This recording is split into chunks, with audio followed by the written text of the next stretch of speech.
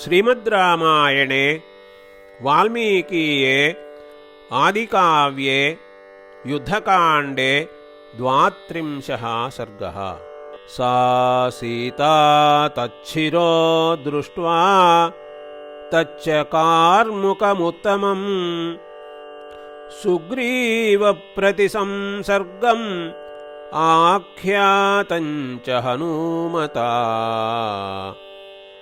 नयने मुखवर्णञ्च भर्तुस्तत्सदृशं मुखं केशान् केशान्तदेशं च तं च चूडामणिं शुभम्। एतैः सर्वैरभिज्ञानैः अभिज्ञाय सुदुःखिता विजगर्हेऽत्र कैकेयीं क्रोशन्ती कुररी यथा। सकामा भव कैकेयी हतोऽयं कुलनन्दनः कुलम् उत्सादितं सर्वं त्वया कलहशीलया। आर्येण किं ते कैकेयी कृतं रामेण विप्रियं यन्मया चीरवसनः त्वया प्रस्थापितो वनम्। एवमुक्ता तु वैदेही वेपमाना तपस्विनी जगाम जगतीं बाला छिन्ना तु कदली यथा। सा मुहूर्तात् समास्वस्य प्रतिलभ्य च चेतनां तच्छिरः समुपाघ्राय विललापायते क्षणा।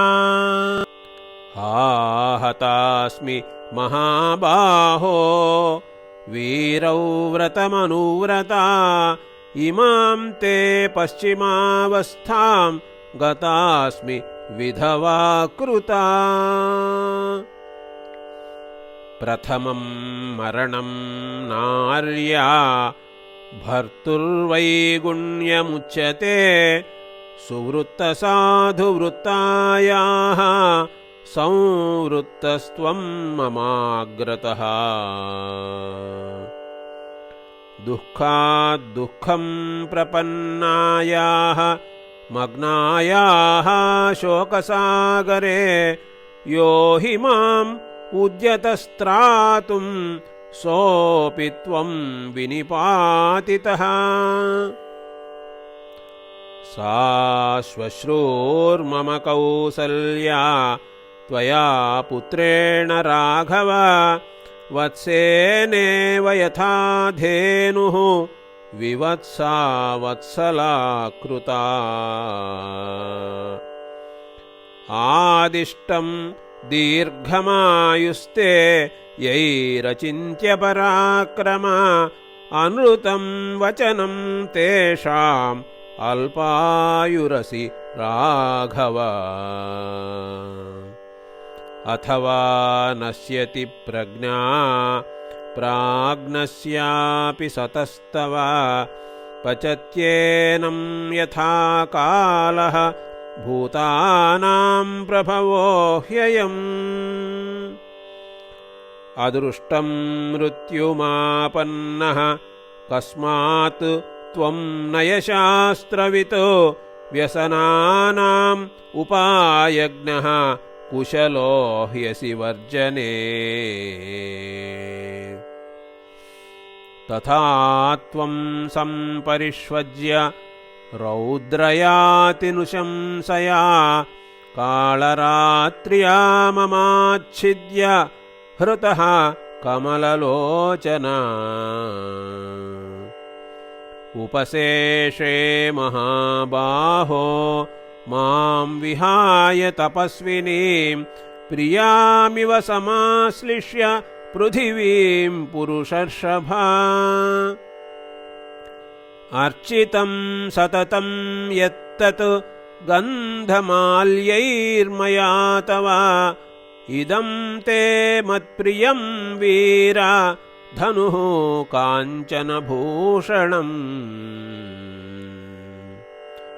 पित्रा दशरथेन त्वं श्वशुरेण ममानघा सर्वैश्च पितृभिः सार्धं नूनं स्वर्गे समागतः दिवि नक्षत्रभूतस्त्वं महत्कर्मकृतां प्रियं पुण्यं राजर्षिवंशं त्वम् आत्मनः समुपेक्षसे किं मां न प्रेक्षसे राजन् किं मां न प्रतिभाषसे बालां बाल्येन सम्प्राप्तां भार्यां मां सहचारिणीम् संश्रुतं गृह्णता पाणिं चरिष्यामीति यत् त्वया स्मर तन्मम काकुत्स्था नय मामपि दुःखिताम्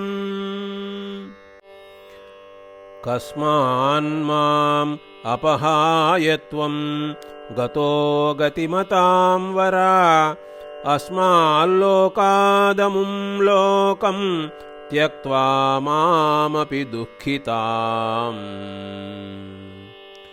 कल्याणैरुचितं यत्तत् परिष्वक्तं मयैव तो क्रव्यादैः तच्छरीरं ते नूनं विपरिकृष्यते अग्निष्टोमादिभिः यज्ञैः इष्टवान् आप्तदक्षिणैः अग्निहोत्रेण संस्कारं केन त्वं तु न लप्स्यसे प्रव्रज्याम् उपपन्नानां त्रयाणां एकमागतम् परिप्रक्ष्यति कौसल्या लक्ष्मणं शोकलालसा स तस्याः परिपृच्छन्त्याः वधं मित्रबलस्य ते तव चाख्यास्यते नूनं निशायां राक्षसैर्वधम् सा त्वां सुप्तं हतं श्रुत्वा मां च रक्षो गृहं गतां हृदयेनावदीर्णेन न भविष्यति राघव मम हेतोरनार्यायाः ह्यनर्हः पार्थिवात्मजा रामः सागरमुत्तीर्य सत्त्ववान् गोष्पदे हतः अहं दाशरथेनोढा मोहात् स्वकुलपांसनी आर्यपुत्रस्य रामस्य भार्या मृत्युरजायत नूनमन्यां मया जातिं वारितं दानमुत्तमं याहमद्येह शोचामि भार्या सर्वातिथेरपि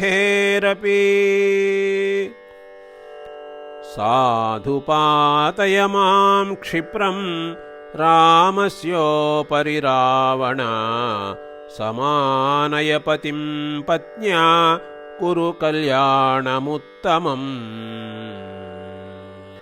शिरसा मे शिरश्चास्य कायं कायेन योजय रावणानुगमिष्यामि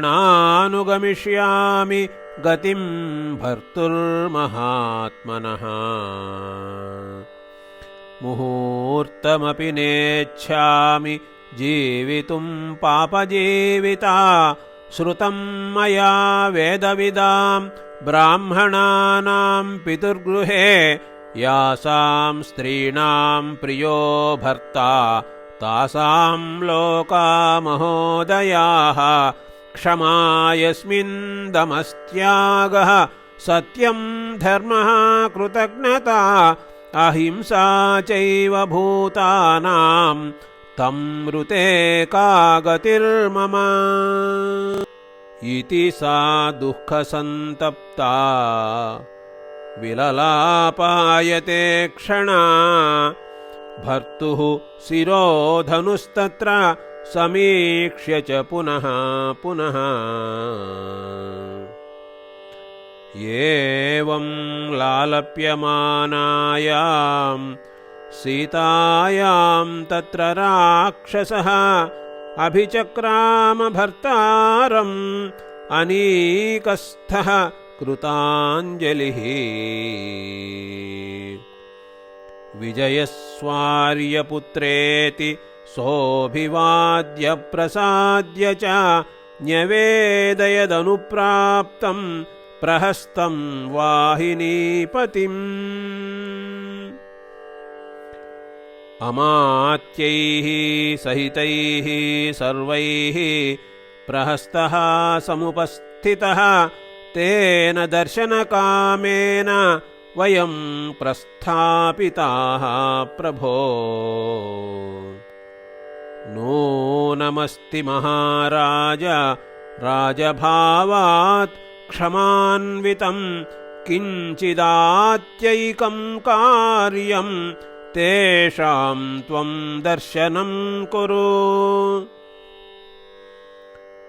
एतच्छ्रुत्वा दशग्रीवः राक्षसप्रतिवेदितम् अशोकवनिकां त्यक्त्वा मन्त्रिणां दर्शनं ययौ स तु सर्वं समर्थ्यैव मन्त्रिभिः कृत्यमात्मनः सभां प्रविश्य विदधे विदित्वा रामविक्रमम् अन्तर्धानं तु तच्छीर्षं तच्चकार्मुकमुत्तमं जगाम रावणस्यैव निर्याणसमनन्तरम् राक्षसेन्द्रस्तु तैः सार्धं मन्त्रिभिर्भीमविक्रमैः समर्थयामास तदा रामकार्यविनिश्चयम्